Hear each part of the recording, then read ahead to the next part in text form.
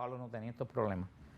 Jesús no puede haberse bautizado sacramentalmente porque para que el Espíritu Santo descendiera en el año 30, ¿cuántos años faltaban? 3 años. Luego entonces, al no haber Espíritu Santo sobre la tierra de forma carismática, no había sacramento, porque ¿quién es quien obra los sacramentos? El Espíritu Santo.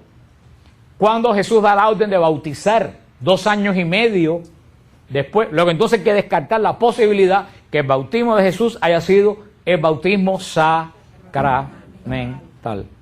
Entonces, ¿qué fue lo que le pasó a Jesús? ¿Qué hizo Jesús? Una cosa muy sencilla, fíjate, cuando los fariseos enfrentan a Juan el Bautista, que Juan está bautizando en el Jordán, no le pregunta qué tú estás haciendo, le pregunta con qué poder tú haces eso. Si hubiera sido una cosa nueva, viendo que la gente se metía en el agua, le hubieran preguntado a Juan, ¿qué es lo que tú estás? Entonces, no, ¿con qué poder? Es como si yo me pusiera aquí a dar misa y ustedes vinieran.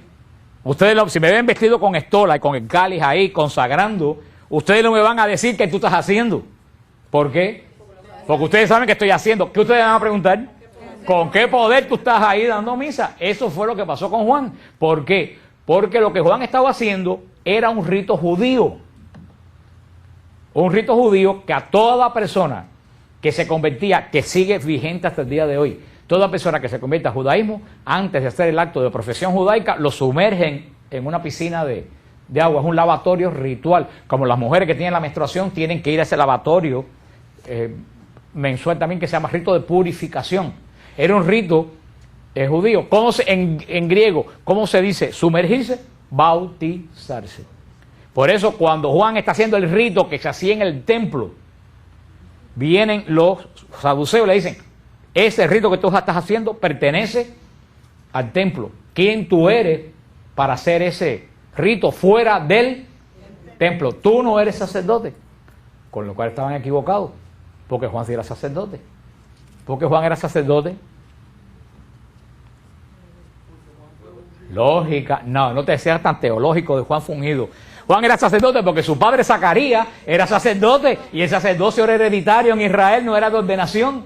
Zacarías del 24, tú no sacerdotal. Sí, Zacarías era sacerdote, Juan era de familia sacerdotal, porque el sacerdocio se heredaba en Israel. O sea que Juan sí era sacerdote y tenía poder para lo que estaba haciendo. Luego entonces, el bautismo judío, que no le llama bautismo, el baño ritual judío, es un baño de conversión.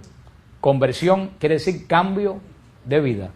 Los pecadores bajaban al río para cambiar de vida. Dejar la vida mala y entrar a la vida.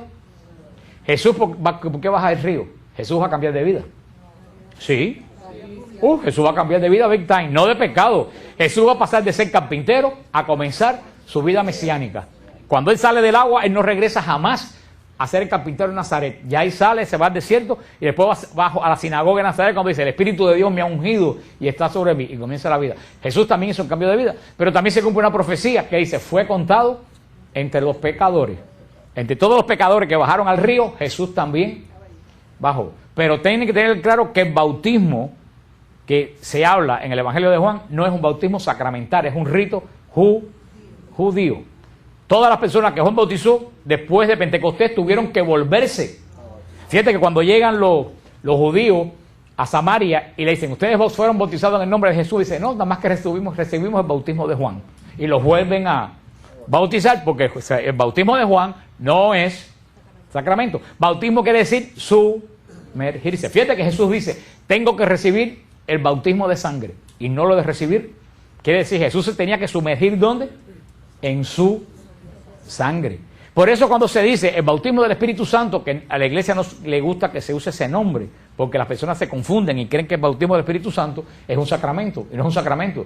El bautismo del Espíritu Santo, que es lo que se hace cuando se impone mano, la iglesia quiere que se le llame efusión del Espíritu para que no haya confusión con el bautismo sacramental, pero es un bautismo en el Espíritu Santo. ¿Por qué es el bautismo en el Espíritu Santo? Porque nosotros nos sumergimos dentro del Espíritu Santo. Pero las personas que no tienen conocimiento confunden la palabra bautismo con el sacramento del bautismo, pero una cosa es el sacramento del bautismo y una cosa es bautismo, que bautismo quiere decir, cuando nosotros nos metemos aquí en oración, ¿qué es lo que hacemos? Nos bautizamos en la oración. nos sumergimos dentro. ¿Entienden ese término? Pues San Pablo lo dice. En la iglesia no hace falta tanta gente con grandes títulos académicos, sino gente que tengan el poder del Espíritu Santo. Y eso es lo que decía San Juan de Ávila. San Juan de Ávila decía: el predicador debe gastarse más las rodillas orando que los ojos estudiando. ¿Oíste, Howard? Te lo dijo una vez. El predicador, el actor que tenga intento de predicar, el predicador debe gastarse más las rodillas que los ojos. Hoy en día la gente se gasta mucho los ojos. En los seminarios se gastan mucho los ojos y poco las rodillas. Y los resultados los vemos a simple vista. El Espíritu Santo interpreta la Escritura. ¿Qué hizo el Espíritu Santo con Pablo? Pablo no vino ahí a predicar a los corintios con estudios teológicos que hizo. Vino a explicarle la Escritura con el poder del Espíritu Santo. A veces me da esta pena. Cuando me invitan por ahí a predicar, me dicen: me mandas me mandas el resumen tuyo. El resumen. Porque todos los predicadores católicos tienen un resumen. Estudié teología en la Universidad de Notre Dame, estudié patrología, y le digo: a mí la pena que me da es que yo no tengo resumen. Dice: ¿cómo que tú tienes el resumen? Digo: yo nunca me había estudiado en ningún lado. Entonces me dicen: ¿y qué pongo? Digo: pon Fran Morera, hijo de Dios. Ya se acabó. No estoy llamando a la gente que sean burra. Por supuesto que hay que estudiar, porque si yo no hubiera cogido libros, hubiera estudiado muchas cosas que yo digo no lo pudiera decir. Pero es que uno no puede confiar tanto en lo que estudia como en lo que deja que el Espíritu Santo les revele a uno. Y eso es lo que una gente me ha dicho por ahí: oye, es que tú predicas con una seguridad. Digo: porque estoy seguro de lo que digo. Porque lo que digo no viene de mi cabeza, viene de lo que Dios pone en mi corazón. A veces yo preparo una cosa y el Señor me pone a decir otra cosa. Sin embargo, veo muchos doctores que vienen con muchos discursos y al final tú sales. Y es que, hermano, se nota. Cuando una persona predica bajo el poder del Espíritu Santo, se nota a cuando un académico da una exposición. ¿Tú lo notas? Se nota. Y por eso lo tengo tanto. Yo, la verdad, que es malo. Eso no es bueno. Es malo. Es malo llegar a los extremos. Pero yo he llegado a los extremos. Lo único que me consuela es Santa Teresa. Que Santa Teresa decía: Dios me libre de las monjas letradas. De las monjas que venían con aires de saber mucho. Decía: Dios me libre de las monjas letradas. Decía ella. Y yo he llegado al punto de cuando yo oigo muchos títulos de estudio, enseguida digo, arrugo la nariz. Digo, Y es bueno que cuando una persona tiene muchos estudios y recibe el don del Espíritu Santo, es un tremendo predicador. Pero ahí es donde está el problema, que muchas veces que estudia mucho se llena de tanta soberbia que dice que no necesita el Espíritu Santo. Ahí es donde entra el conflicto. También lo vemos en Efesios, en la carta a los Efesios, capítulo 1, versículo 17, dice Pablo: para que el Dios de nuestro Señor Jesucristo, el Padre de la gloria, les conceda espíritu de sabiduría y de revelación para conocerle perfectamente, iluminando los ojos de su corazón para que conozcan cuál es la esperanza a que han sido llamados por Él, cuál es la riqueza de la gloria otorgada por Él en herencia a los santos. O sea, dice San Pablo, para que el Dios de nuestro Señor Jesucristo, el Padre de la gloria, nos conceda espíritu de sabiduría y espíritu de revelación. Eso es lo que decía anteriormente, que Jesús, lleno de Espíritu Santo, dijo una vez: yo te bendigo, Señor de cielos y tierra, porque has escondido estas cosas a los sabios y será revelado a los humildes. Mira, tan es así. ¿A quién se le apareció la Virgen milagrosa un día como hoy? ¿A la superiora del convento? ¿A una monja letrada? ¿A la que pelaba pollo? Aquí se apareció la Virgen en Fátima. A 3 pastorcitos que Lucía tuvo que aprender a escribir a los 12 años para escribir el mensaje. ¿A quién se le apareció en Lourdes? A Bernadette Sobirois, que 3 años consecutivos falló la prueba del catecismo y tenía 13 años y no había hecho la primera comunión, porque no podía ni siquiera leer bien francés. Eso es a quien el Señor se le manifiesta. Lo que el mundo desprecia es lo que Dios mira con amor. El Espíritu Santo, tú puedes estudiar mucho, Pero hasta que tú no tienes el Espíritu Santo, tú de verdad no entras en la profundidad de la revelación de Dios. ¿Por qué? ¿De dónde viene el Espíritu Santo? Del corazón de Dios. ¿Qué dice Corintios? Que el Espíritu Santo escudriña las entrañas de Dios. Si el Espíritu Santo escudriña las entrañas de Dios y ese mismo Espíritu Santo viene a ti, ¿qué te transmite el Espíritu Santo a ti? Lo que él aprendió en las entrañas de Dios. Por eso usted queda frío. Me ha pasado que vienen gente y me dicen algunas cosas que yo aprendo de la gente. Hay personas que vienen y me dicen cada cosa y digo, ¿de dónde esta persona sacó esto que me está diciendo? Eso es de que se dejó guiar por el Espíritu Santo. El Espíritu Santo es el gran también liberador, no solo es santificador, el Espíritu Santo es liberador. Y en la carta a los Romanos, capítulo 8, versículo 14, Romanos 8:14 dice, en efecto, todos los que se dejan guiar por el Espíritu de Dios son hijos de Dios. Y ustedes no han recibido un espíritu de esclavos para recaer en el temor. Antes bien han recibido un espíritu de hijos adoptivos que nos hace exclamar, Abba, Padre. Fíjate lo que dice San Pablo aquí en Romanos 8:14. Dice, nosotros, ninguno de nosotros que hemos sido bautizados, hemos recibido espíritu de esclavo para recaer en el terror. Ustedes, gracias a Dios, no conocieron a ningún esclavo, pero los hermanos que están aquí de Nuevo Caminar sí han conocido personas que son esclavos.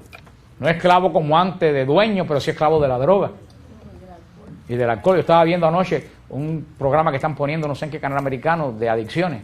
Esta adicción de este muchacho, 21 años, al opio.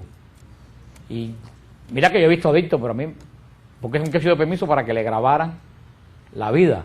Y es una cosa verdaderamente horrible ver la vida de ese muchacho, 21 años, que no quería el opio, pero vivía atado al opio. Ese es el espíritu. Y él le causaba terror el opio porque sabía que en una sobredosis se podía morir, pero no podía dejarlo. Y cada vez necesitaba más y más, porque ya una vez se puso y dijo, ya esto que me estoy poniendo no me hace sentir nada, necesito aunque me muera otra. Esa persona, es lo que dice San Pablo aquí, que el que no ha recibido el Espíritu Santo tiene espíritu de esclavo. Y el espíritu de esclavo vive siempre ¿en qué? En temor, en terror. Porque un esclavo siempre está temblando de que su vida esté en manos de un amo. Y de un amo que casi nunca es bueno. El amo puede matar al esclavo, el amo puede privar de comida al esclavo. Por eso, el que es esclavo tiene espíritu ¿de qué? De temor y de terror. Dice San Pablo, los que han recibido el Espíritu Santo ya no tienen espíritu de esclavo para recaer en el temor. Antes bien, han recibido un espíritu de hijos adoptivos. O sea, ya el que ha recibido el Espíritu Santo no es esclavo, es ¿qué cosa? Hijo adoptivo. ¿Dónde el Señor nos hace hijo adoptivo? En el bautismo. Todo bautizado es hijo adoptivo. Dice, y el hijo adoptivo grita, Abba, Padre.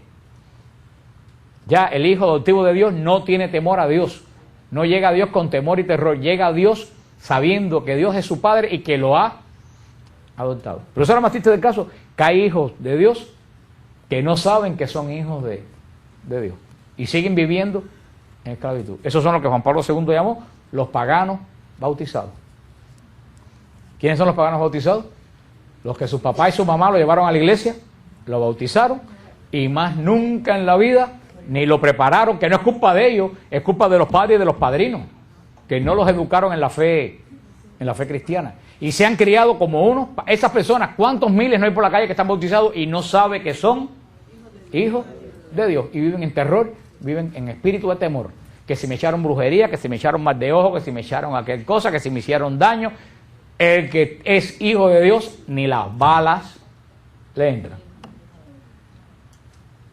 ¿Cuántas veces? Hace tiempo que no caen por aquí, el Señor debe haberse lo dejado por otro lado, pero cuántas cosas de santería yo no boté. Con mis manos, ni la oriné, ni me puse guante, como dicen los santeros, con las manos la cogí y dije, en el nombre de Jesús, para el tanque de la basura. Y ni catarro me da. Porque yo no tengo espíritu de temor, ni de esclavo, como dice la hermana. Ahora, el que tiene... Ustedes han visto, si tú vienes un perro para revertir y tú le muestras al perro que tú tienes miedo, te muerde. Porque aunque ustedes no lo crean, el perro huele el miedo de la persona. El diablo huele el miedo tuyo y te viene encima. Cuando el diablo sabe que tú no le tienes miedo, se va. ¿Recuerdan a Santa Teresa? Cuando estaba en la celda, vio que era estrépito en la celda, estaba durmiendo, se viró, vio un diablo horrible al lado de ella, y ella le dijo, ah, ¿eres tú?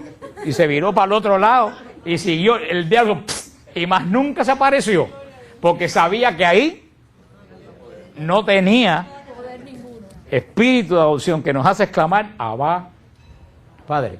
Nadie puede sentir que Dios es Padre si no tiene el don del Espíritu Santo, que nos libera tremendamente de toda esta arrastre que tenemos nosotros. En San Juan 3, vamos a buscar, lo que pasa que no puse aquí si era el Evangelio o la epístola, me faltó ese pequeño detalle, esperemos que sea, me parece que es el Evangelio, porque San Juan 3 me parece que debe ser en el Evangelio de San Juan, capítulo 3. Tengo tantas estampitas aquí que cada vez que abro una página sale un santo volando. San Juan, capítulo 3, versículo del 3 en adelante. Sí, es aquí. Dice, Jesús le respondió, en verdad te digo, el que no nazca de nuevo no puede ver el reino de Dios. Le dice a Nicodemo, ¿cómo puede uno nacer siendo viejo? ¿Puedo acaso entrar otra vez en el seno de su madre y nacer? Respondió Jesús, en verdad te digo, el que no nace del agua y del espíritu no puede entrar en el reino de Dios. Lo nacido de la carne es carne, lo nacido del espíritu es espíritu. No te asombres que te haya dicho, tienen que nacer de nuevo. El viento sopla donde quiere y oyes su voz, pero no sabes de dónde viene ni a dónde vas. Así todo es el que nace del Espíritu. Respondió Nicodemo, ¿cómo puede ser eso? Jesús le respondió, tú eres maestro de Israel y tú no sabes esas cosas. Esto de Nicodemo es para un retiro completo, como todo el Evangelio de San Juan. Vemos este hombre que va a ver nada más y nada menos que Nicodemo. ¿Quién era Nicodemo? Un maestro del templo, una de las personas más respetadas de Jerusalén, una de las escuelas rabínicas más grandes que se seguía en Jerusalén, un hombre conocido, un hombre sabio, un hombre docto. Va a ver a Jesús, el carpintero de Galilea. Aquí tenemos un hombre que estudió muchísimo y supuestamente un carpintero que no sabía nada. Pero fíjate qué curioso, Nicodemo cuando va, que poco han leído el capítulo 3 de San Juan, Nicodemo va de noche. ¿Tú sabes por qué? Porque no querían que lo vieran hablando con ese carpintero que andaba por ahí. Y cuando este hombre del templo, sabio, de escuela, famosísimo, llega, lo más curioso es que Jesús, que es un carpintero, se sienta como honrado, ¿no? Que nada más y nada menos que un maestro del templo, de tantos alumnos, vengan a hablar con un simple carpintero. Por lo menos yo me imagino que eso es lo que Nicodemo esperaba. Que le dijeran, ay, pero cuánto no, señor Nicodemo, que usted venga a hacerme y lo que, nada más que Jesús, yo me imagino, porque hay que usar la imaginación, yo uso mucho la imaginación con el Evangelio. A mí me gusta ver las escenas con mi imaginación. Yo me imagino a Jesús, donde estaba sentado, aparecerse Nicodemo y Jesús le clava la mirada y le sale con esta, en verdad, cuando el judío decía, en verdad, amén, amén, tico bobi, cuando decía, en verdad, quiere decir lo que va a decir. Es tremendo. Dice, en verdad te digo, el que no nace de nuevo, no puede entrar al reino de Dios. Yo imagino que Nicodemo se quedó como si le hubieran caído un rayo, porque es lo menos que se esperaba que este muchacho carpintero le dijera. Y le dice a Nicodemo, aquí me imagino que yo me veo a Nicodemo desconcertado, ¿no? Que dice, pero, porque a ustedes les suena muy bonito, pero en este momento primera vez en el mundo que se oye esto. Hay que nacer. Y dice Nicodemo piensa como hombre, como un viejo puede meterse en el vientre de su madre. Y fíjate lo que le dice Jesús.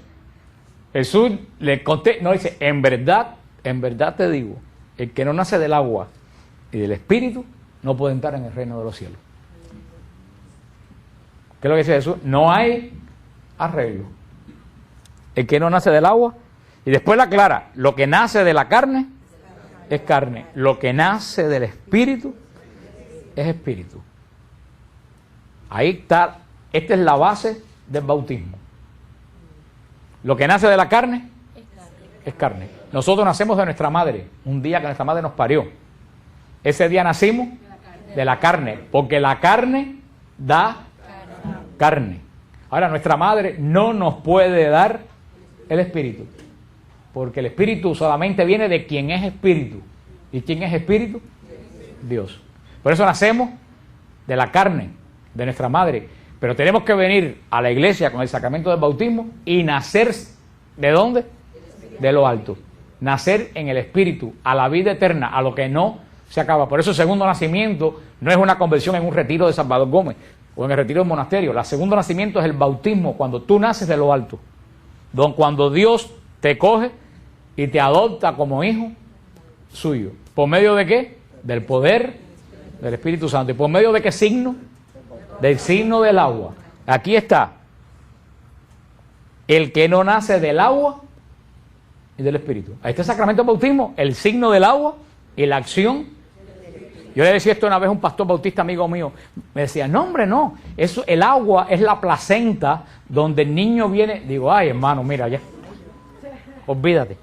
Me doy cuenta que estamos hablando dos mundos diferentes. Yo te hablo de lo alto y tú hablas de lo profundo de la tierra.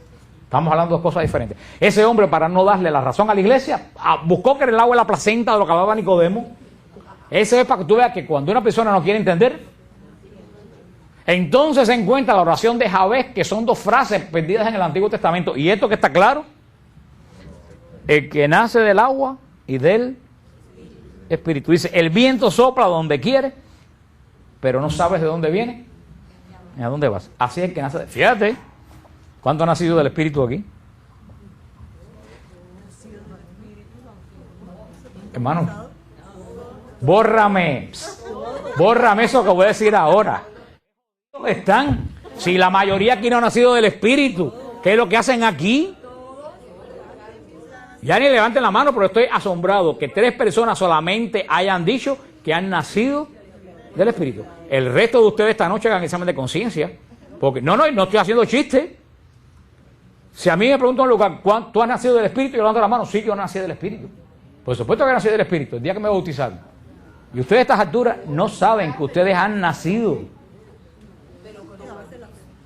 Bueno, voy a esperar que ustedes terminen, porque a lo mejor por eso ustedes no entienden, porque hablan cuando yo hablo o toman a juego lo que yo digo muy en serio. Yo hay veces que hago chistes, pero yo no estoy haciendo chistes ahora. Yo con esta pregunta que hice me di cuenta que muchos de ustedes no saben que nacieron. Después de todo lo que he hablado, no saben que nacieron del Espíritu.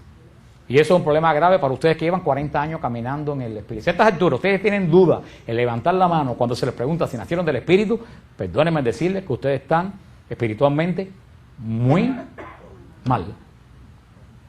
Porque en cuanto yo digo, ¿cuántos son aquí americanos? El que ha jurado a la bandera, inmediatamente no tiene duda. El que duda en levantar la mano, así que se lo dejo a ustedes para que ustedes mismos analicen su vida y analicen 3 o 4 personas solamente levantaron la mano. Los que nacieron, lo que les iba a decir ya no tiene sentido, porque ya me doy cuenta que el que no sabe que nació del Espíritu, no, a lo que viene ahora no le aplica. Dice Jesús, a los 3 o 4 que levantaron la mano, que están seguros que nacieron del Espíritu, dice Jesús. Bueno, por eso que ustedes no crecen. Precisamente por eso ustedes no crecen. Y la hermana Blanca cuando vino se dio cuenta que hay mucha gente con espíritu de bobería. Y el que tiene espíritu de bobería no crece en el espíritu, porque el Señor no nos da espíritu de bobería. Y no lo tomen como un regaño. Yo estoy aquí para que ustedes crezcan. Porque si yo no estoy aquí para que ustedes crezcan, estoy perdiendo mi tiempo y lo están perdiendo ustedes. Mi misión es pelear porque ustedes tienen que aprender. Y cuando uno quiere aprender, lo primero que tiene que echar a un lado es el espíritu de bobería. A no ser que yo termine por no hacer más nunca un chiste y siga pues dando una clase bien seria para que ustedes pues entonces tomen la cosa en serio, porque que aunque ustedes no lo crean y no estoy peleando, estoy enseñándoles. Cuando uno toma las cosas como un chiste, eso no se te graba en el espíritu. Eso se queda en la memoria, no entra. Pero los que nacieron del Espíritu, a los que den cuenta que van a nacer del Espíritu, dice Cristo que los que nacen del Espíritu son como el aire, como el viento. No saben de dónde vienen, ni saben a dónde van. Y eso es el que nace del Espíritu. El que nace del Espíritu está abierto, es como si ustedes han visto un papel que está en el parqueo y sale, cuando hay una ventolera, sale volando. El papel sale volando y no sabe dónde va a caer. El que nace del Espíritu, el Señor lo mueve de aquí para allá y de allá para acá, te zarandea y tú no tienes. Yo no puedo con ustedes. Ahora todo el mundo está así, mira. Ahora están pujando para lucir serios. Entonces son peores que si se ríen, porque no lucen naturales. Sean ustedes, pero sepan discernir lo que es bueno y lo que es malo. Sí, porque ahora miro y está todo el mundo así, mira.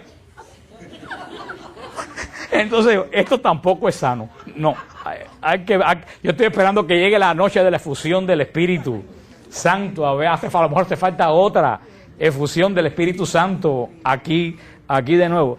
Los que nacen del Espíritu, los que están seguros que nacieron del Espíritu, se dejan empujar por el Espíritu. Y el que se deja empujar por el Espíritu, créeme, hermano, no tienes la menor idea dónde vas a terminar. Porque no eres tú que lo planifica. Es el Señor quien te mueve de aquí, quien te mueve para allá, quien te mueve para allá. Tú solamente tienes que soltar el ancla. Porque un barco que está anclado, cuando el viento sopla, no se mueve. Muchos de nosotros tenemos anclas.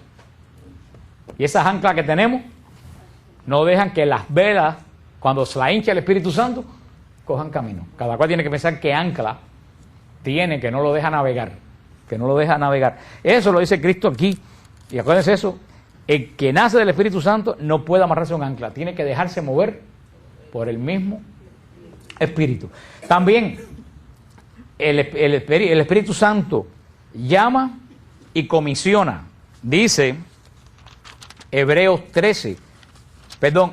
13. Hechos de los Apóstoles, capítulo 13.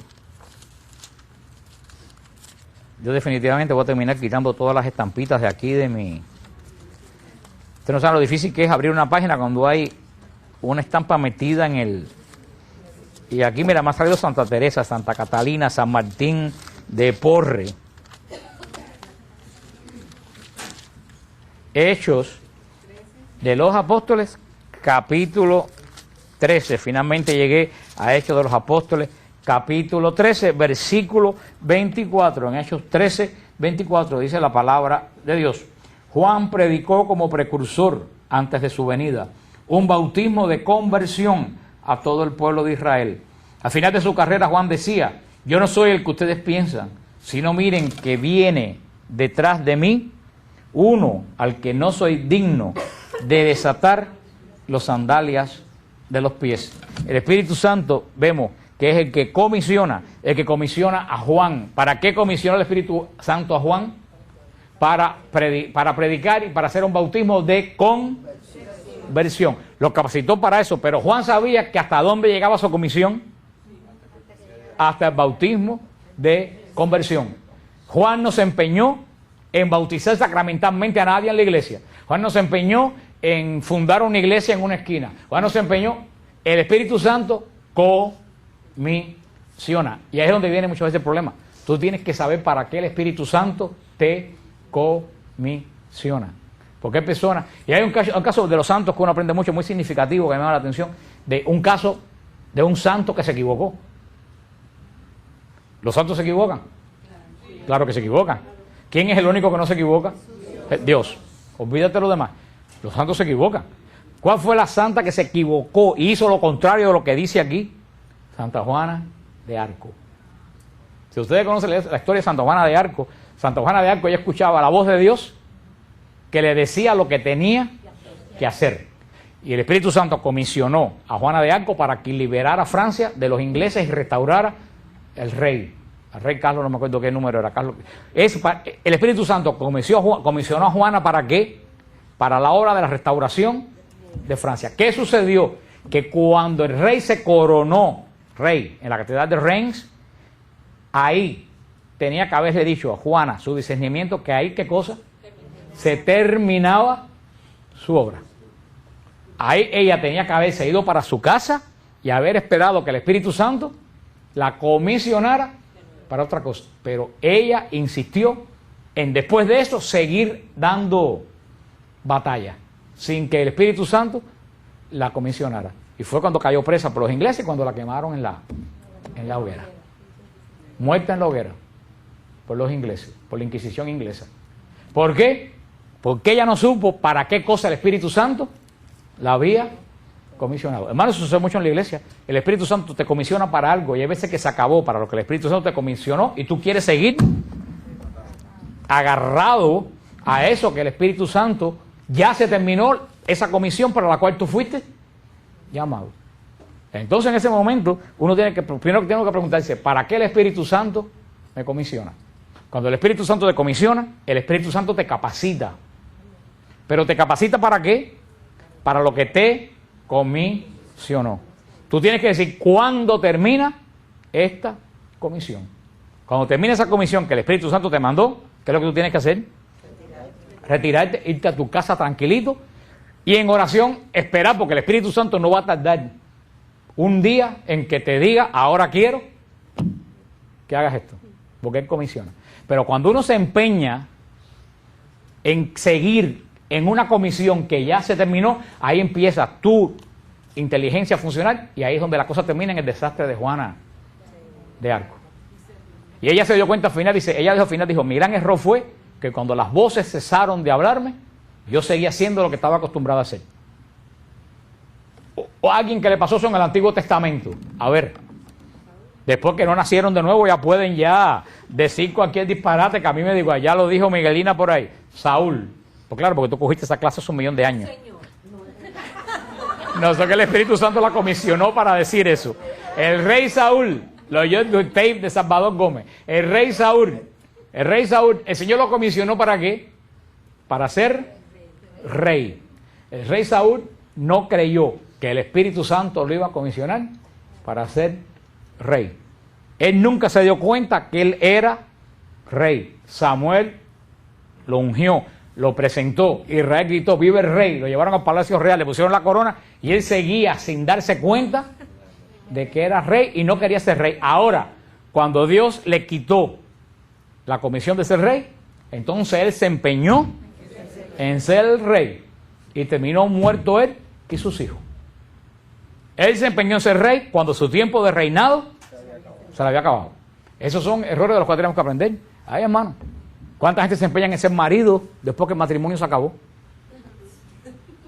Y en mandar flores y en llevar a comer cuando ya eso se acabó. Entonces son excelentes maridos, pero ya es muy tarde. ¿Cuántos padres se empeñan en ser padres cuando ya no tienen hijos? Porque cuando tenían que haber sido padres, entonces cuando el hijo tiene 18 años lo quieren llevar a jugar a la pelota y a la piscina. No, perdóname, ya perdiste un tiempo terrible. El Señor, y así pasa en la vida espiritual también, en los ministerios de la iglesia, en todo. El Señor te comisiona. Pero cuando el Espíritu Santo te da una comisión, tú tienes que saber hasta dónde llega esa comisión. Y cuando ya, no tú, porque yo creo que ya yo no hago falta, cuando el Espíritu Santo te da señas claras que el objetivo que tú tenías se cumplió, tú dices, Señor, yo cumplí, ahora dime dónde tú me quieres. Y así se evitaría muchos desastres. Yo conozco un ministerio en Miami que hay gente que llevan, desde que yo llegué de Cuba, están al frente del ministerio. ¿Y tú sabes qué ha pasado con esos ministerios? Se han acabado. Porque esas personas no han querido soltar, no han querido soltarse del asiento. Yo le escribí una carta a una de esas personas que yo quiero mucho. Le dije, mira, dedícate a estar ministerio porque el tuyo se acabó. Y él recibió la carta hace 4 años y no le puedo decir el uso que yo creo que le dio a mi carta. Y acabó con un ministerio grandísimo de Miami. Mire, yo lo digo sinceramente, se lo digo delante del Señor, el Señor es testigo. ¿Cuántas veces yo he querido terminar con este ministerio? Yo, porque estoy hasta aquí, de todos ustedes, se lo digo de corazón. No, si algo yo tengo, es que yo soy sincero. Mire es testigo, mire, levanta la voz, súbete arriba de la silla. No, para que vean que no estoy diciendo mentira. Mire, ¿cuántas veces te he dicho que yo quiero terminar esto? Espérate, no, porque ustedes no mandan aquí, que manda el Espíritu Santo. El día que el Espíritu Santo me manda, esto se acaba. Aunque ustedes digan que no. Créanme, porque yo no es ustedes, es el Espíritu. ¿Cuántas veces he dicho a mí, yo voy a cerrar el ministerio, yo no quiero más seguir con esto, yo quiero hacer otras cosas, yo tengo otros planes, ya yo estoy cansado de hacer? Sin embargo, el Espíritu Santo me ha dicho, todavía, y he seguido cargando con la cruz, aún sin querer. Esto ha sido al revés, yo me he querido ir y el Espíritu Santo no me ha dejado. Eso os digo porque si ustedes están en ministerio, ustedes tienen que pensar, ustedes no pueden, si ustedes se han llenado del Espíritu Santo, ustedes no pueden decidir por ustedes, ni cuándo se van, ni cuándo se quedan.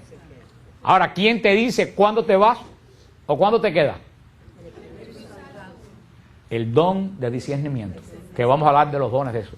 Yo creo que si hay un don que todo cristiano debe pedir ante que ningún otro don, es el don de discernimiento. Hermano, un padre y una madre de familia sin discernimiento, el hogar es un desastre. Un director de un ministerio sin discernimiento, el ministerio es un desastre. Un párroco sin discernimiento, la parroquia es un desastre. Señor, perdóname. Un obispo sin discernimiento, la diócesis es un desastre. Cualquier parecido a personaje vivo o difunto es pura coincidencia. Todo. Yo creo que para el primer don del Espíritu Santo, para que un cristiano pueda funcionar, es el don de discernimiento. Porque sin discernimiento tú eres un barco sin vela y sin brújula. No sabes ni para dónde vas, porque no, y no es que te lleve el Espíritu, que no tienes ni vela. Estás como un barco que se le partió el timón dando a la deriva. Por eso tenemos que pedir al Espíritu Santo cuando hagamos la fusión del Espíritu, porque en la fusión del Espíritu siempre hay una difusión nueva. Se puede recibir la efusión todos los días 7 veces. Hay que decir, Señor, capacítame primero con qué don. Con el don de discernimiento. Después dame los demás. Porque de nuevo, una persona con don de sanación y sin discernimiento es un desastre, es un brujo. Es un brujo cristiano. Hay que pedir, y eso es lo que el Espíritu Santo, este discernimiento es para que Él nos diga de qué forma el Señor nos va a comisionar. No, eso lo vamos a explicar, son dos diferentes, vamos a explicarlo. Discernimiento y entendimiento son dos cosas totalmente diferentes, eso lo vamos a explicar muy ampliamente cuando lleguemos ahí. El Espíritu Santo, porque estoy saltando, el Espíritu Santo da poder. Vamos a primera de Tesalonicenses, primera carta de San Pablo a los Tesalonicenses, capítulo 1. Dice San Pablo en 1 Tesalonicenses, capítulo 1, versículo 5, ya que les fue predicado nuestro evangelio, no solo con palabras, sino también con poder y con el Espíritu Santo, con plena persuasión. Saben cómo nos portamos entre ustedes en atención a ustedes. El Espíritu Santo da poder. Que vuelvo a leer lo que dice San Pablo. Ya que les fue predicado nuestro evangelio, no solo con palabras, sino también con poder. Ahí está la clave, porque muchas predicaciones, no lo digo yo, el Santo Padre Juan Pablo II lo dijo una vez, que las prédicas de las misas católicas eran un desastre. No lo digo yo, lo puedo decir públicamente y eso lo puede dejar puesto, porque lo dijo Juan Pablo II. Dice que los sermones católicos nadie se convertía. ¿Tú sabes cuál es el problema? Una vez yo lo dije en Radio Paz y casi me dan galletas los sacerdotes que llamaron. ¿Sabes el problema? Que no se predica con poder en la misa. Punto. Ahí está todo, no se predica con poder. ¿Y cuándo se predica con poder? Uno sabe cuándo se predica con poder sencillamente por una cosa. Cuando se predica historia, se predica en pasado. Cuando se predica en poder, se predica en presente. Cuando dicen Cristo sanó, Cristo liberó, Cristo caminó por Galilea, Cristo hizo tal cosa, ¿qué es lo que están predicando? Historia. Y la historia a mí no me sirve. Si yo tengo cáncer, ¿qué me importa a mí que Cristo sanaba? Si sanaba, ¿qué es lo que quiere decir? Que ya no sana. Entonces a mí, ¿qué me importa que Cristo sanaba? Si yo tengo cáncer, ¿qué es lo que yo quiero oír? Que Cristo sana. Y ahí es donde está la diferencia. Nosotros vamos a misa y oímos una explicación muy sabia del Evangelio, pero ¿en qué término verbal? En pasado. En pasado. Las prédicas tienen que pasar. Y ahí viene el kit de la cosa. Muchas veces uno dice, ¿por qué predican en pasado? Porque no están convencidos de que Cristo es presente. De que Cristo es presente. Por eso, ¿quién te capacita para predicar con poder? El Espíritu Santo. Tú te das cuenta cuando un sacerdote recibe la efusión del Espíritu Santo, porque enseguida su predicación cambia. Hay alguien antes que era un sermón que nadie se lo disparaba, sigue siendo más predicador, pero cuando predica con un poder que lo que dice llega. Y es lo que dice San Pablo: les he predicado este evangelio no solo con palabras, sino también con poder. Eso es lo que falla en muchos lugares en la iglesia hoy. No se está predicando con poder. Y lo que dice Rosana por aquí es que muchas veces, Dios me perdone, parece que yo digo, es que no lo creen. Porque si lo creyeran, no están convencidos. Y yo siempre he dicho 40 veces, no lo digo de ahora, una vez, yo creo que aquí no hay nadie de los que fue con nosotros a Navidad en Belén, en el siglo pasado, con el padre Palavicini. El padre Palavicini era el rector del Pío Latino Romano. Y fue el director espiritual del primer viaje que hicimos nosotros a Navidad en Belén. Yo estaba sentado con el padre Palavicini en la plaza de Belén conversando con él, y era el rector de Pío Latino. Eso fue en el 97, 96. Fueron Enrique y Katy, fueron los Carmen y Bernardo, toda Sacha, todo ese grupo. Y yo decía, mira padre Palavicini, y eso yo lo notaba en esa época, en el año 96, el problema que yo veo en la iglesia en Estados Unidos está en los seminarios. Está en los seminarios. En los seminarios se están preparando especialistas, se están preparando profesionales, pero no se están preparando pastores. Entonces hemos ordenado, ¿qué cosa? Profesionales. ¿Qué es un profesional? Una persona que aprende una profesión y puede dedicarse a esa profesión con verdadera y hacerlo muy bien. Pero un profesional trabaja de 8 a 5. Yo soy profesional de mi trabajo. A las 5:30 lo que ven de mí es el polvo. Y si me llaman por el celular, no contesto, porque a mí me pagan para trabajar de 8:30. ¿Cuál es la diferencia? Un pastor está alerta todo el tiempo que su oveja lo necesita. El pastor no trabaja de 8 a 5. El pastor vigila continuamente. Y nuestros seminarios, desafortunadamente, se han estado creando profesionales, no pastores. Y tenemos que orar para que nuestros seminarios se despierten. Y el Papa está muy interesado con los seminarios y puso inclusive un interventor en Estados Unidos de los seminarios, que va a estar por todos los seminarios revisando lo que se enseña, lo que se predica en los seminarios. Nuestros seminarios tienen que preparar no profesionales. Se le enseña filosofía, parapsicología, y salen del seminario y no saben cómo echar un demonio. Entonces, ¿cómo entiendes eso?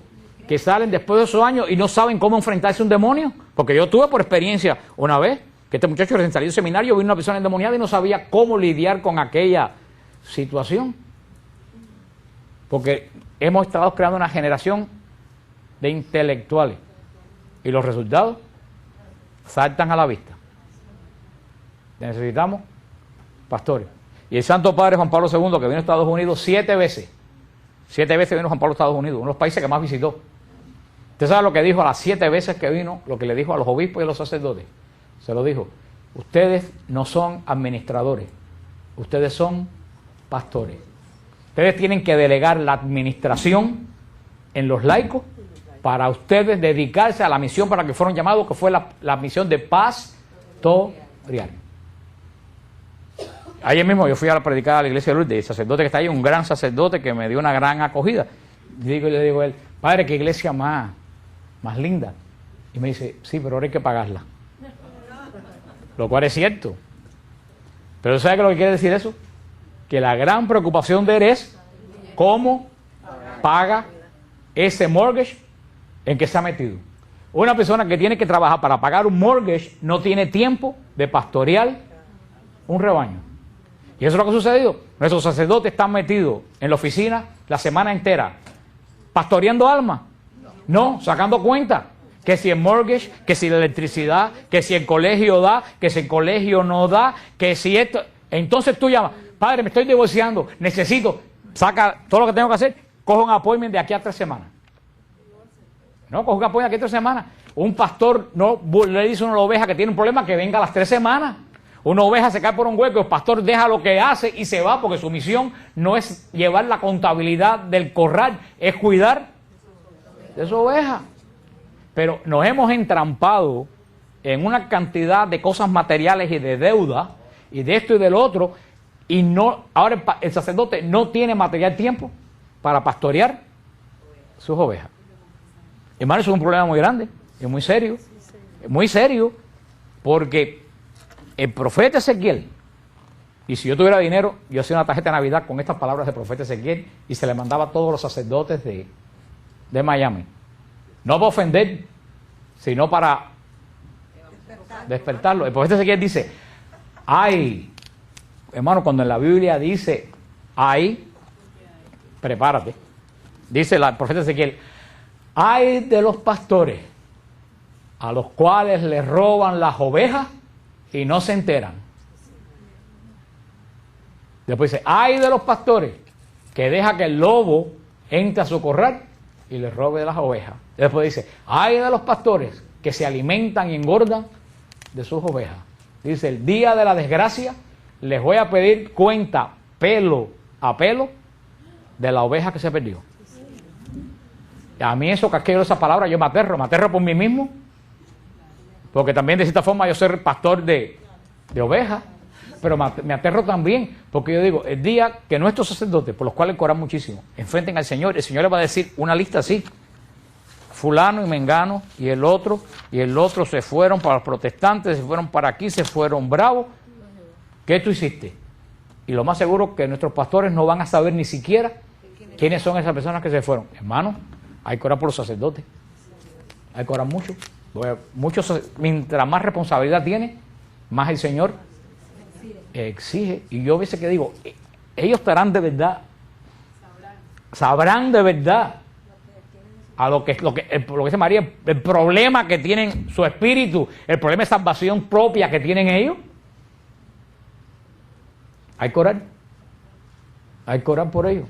Tenemos que orar mucho, no solo por los sacerdotes, por todas las personas que tienen porque lo que es a la medida grande de un sacerdote es en la medida mía referente a ustedes, y es en la medida de ustedes referente a las amistades de ustedes. Desde que tú conoces a alguien más débil en la fe que tú, ya esa persona es oveja tuya.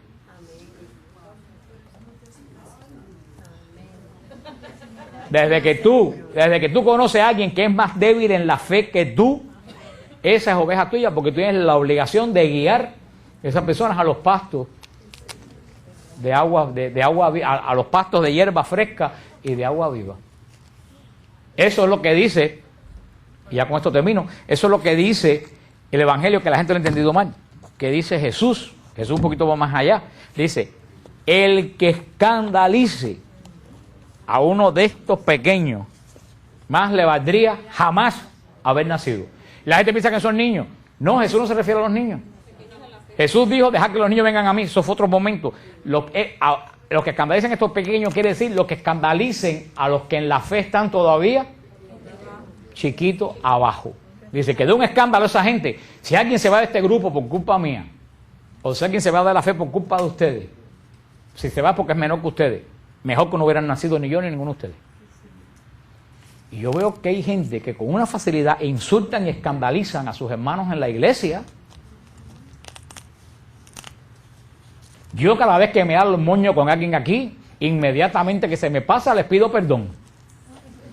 Y hay una pila de gente aquí que lo saben. Porque yo digo, si este se me espanta, me lo van a sacar el día del juicio final así. Mira. Pero hermano, yo me pregunto, ¿todo el mundo tendrá esa conciencia? ¿Cuántas veces una persona llega a un ministerio, a una iglesia, y enseguida le hacen el hueco? Ay, fulano que acaba de llegar, ahora quiere ser el número. ¿Y a ti qué te importa?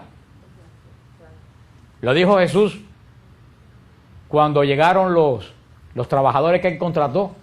Que contrató trabajadores a las 8 de la mañana, contrató trabajadores a las 12 del día, y contrató trabajadores a las 4 de la tarde, y a las 5 fue a pagar y le pagó todos iguales. ¿Y qué dijeron los de las 8 de la mañana? ¿Por qué le pagas lo mismo al de las 4? ¿Qué respuesta dio Jesús? ¿A cuánto te contraté? No a tanto. ¿Te los pagué? Sí. ¿A ti no te importa qué le pago yo que contraté a las 4? Yo te pagué a ti lo que te dije que te iba a pagar.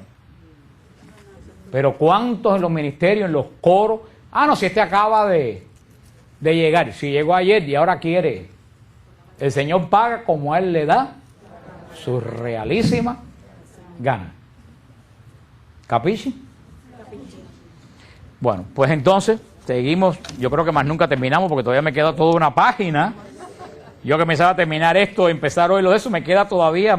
Es que de verdad que hay muchas cosas aquí que hace falta hablarlo, porque todo eso que hemos hablado no es historia. Todo eso que hemos hablado, aleluya, todo eso que hemos hablado es la obra del Espíritu Santo. Eso es lo que hace el Espíritu Santo. El Espíritu Santo guía toda nuestra vida.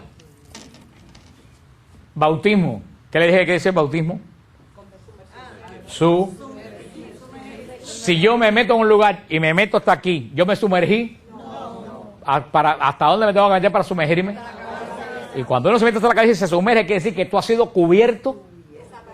O sea, que desaparecido, que fue lo que dijo el padre Francesco. Aprendiste bien la lección. Desapareciste. El que se sumerge en el mar, se desaparece de tu vista. Nos hemos desaparecido en el Espíritu Santo. ¿Quiere decir que tú estás lleno del Espíritu Santo? Por todos lados. Entonces el Espíritu Santo guía todas las áreas de tu vida. Y tú tienes que dejar guiar todas las áreas de tu vida por el don del Espíritu Santo si ya tú lo recibiste. Entonces tienes que estar abierto a ese mover del Espíritu Santo en todas las áreas de tu vida. No es solamente en la oración cuando tú vienes a la iglesia. Hemos visto en varios aspectos que el Espíritu Santo nos va moviendo en todos los aspectos de nuestra vida, porque es el Espíritu vivificante de Dios que mora en nosotros y que no abarca un área de mi vida, abarca absolutamente toda mi vida. Cuando yo me bautizan en el bautismo sacramental, a mí me meten dentro de la Trinidad. Y no solo te meten dentro de la Trinidad se mete dentro de ti. Eres inhabitado por la Trinidad y vives sumergido dentro de la Trinidad. Eso es lo que llamaba Santa Teresa, que decía que muchas veces ella andaba endiosada. En esa palabra. Santa Teresa decía que ella había veces que andaba endiosada. Quiere decir que para donde quiera que se movía, estaba rodeada de Dios por todos lados. Estaba ella llegada de Dios. Eso a cada nivel de nuestra vida nos toca vivir, porque el Espíritu Santo es el Señor de la iglesia también. Y termino solamente con esto que yo siempre se lo he dicho a ustedes para que no tengan confusión. Mucha gente piensa que la iglesia es santa porque los que vienen a la iglesia son santos. Errado. Mucha gente piensa que la santidad de un grupo, aquí hay 1, 2, 3, 4, 5, 6, hay 7 santos y 70 sinvergüenza. Entonces este grupo es sinvergüenza. O dice, no, aquí hay 75 santos y 3 sinvergüenza. Este grupo, no. La iglesia es santa porque el Dios que mora en la iglesia es santo. Punto. Y ese Dios que es santo santifica a una iglesia de sinvergüenza. Como una vez que me contaron una persona que le dijeron, pero así con los sinvergüenzas que tú eres y tú eres cristiano, dice, ay hermano, agárrate si yo no fuera cristiano. Si yo no fuera cristiano, la cosa fuera 1000 veces peor. Darle gracias a Dios que soy cristiano. Así que cada cual al nivel en que el Señor nos ha llamado. Recuérdense, tenemos allá atrás los flyers del